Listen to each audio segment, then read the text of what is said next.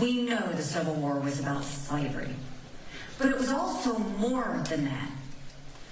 It was about the freedoms of every individual. Not sure what that means. Republican presidential candidate Nikki Haley walking back a troubling blunder on the primary campaign trail when she neglected to mention mass human bondage when discussing the causes of the Civil War. That said, the former South Carolina governor is making some headway in the early primary state of New Hampshire, where she trails former President Trump by just 4 points, with 3 more weeks left to potentially gain more ground against voters before voters cast ballots. Now, panel, what should we make of this development, if anything? I'll go to you, Charles.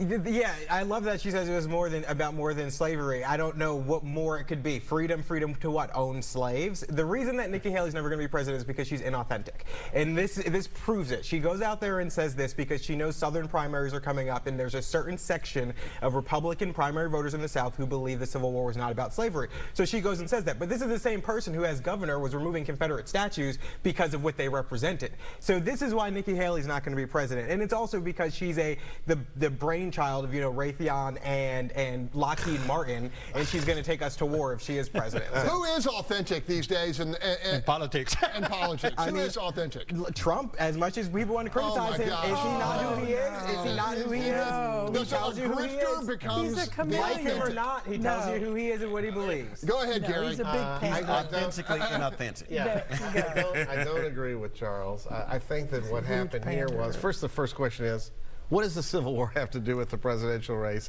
in 2024? Well, you're short president, answer, you should know nothing. Okay. The other thing that happened here, Charles, I think that happens, sometimes you get a question, and this happens to us on the panel, and you're looking for a word to say, and it just doesn't come for you. It has happened to all of us. That's number 2. Are you excusing her behavior? It's critical race theory. If I had never done anything stupid or had a brain issue that I didn't remember something, I would criticize it, but I have, and so have all of us. So she is an alternative. She's not perfect. None of these candidates are perfect. She polls better against Biden because of the coalition you've talked about. I think she's going to do better in Iowa. I think she's going to win New Hampshire, and I think then the race is on.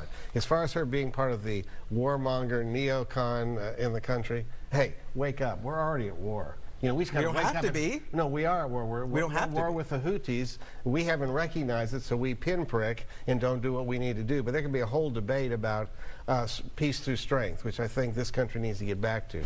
Honest question.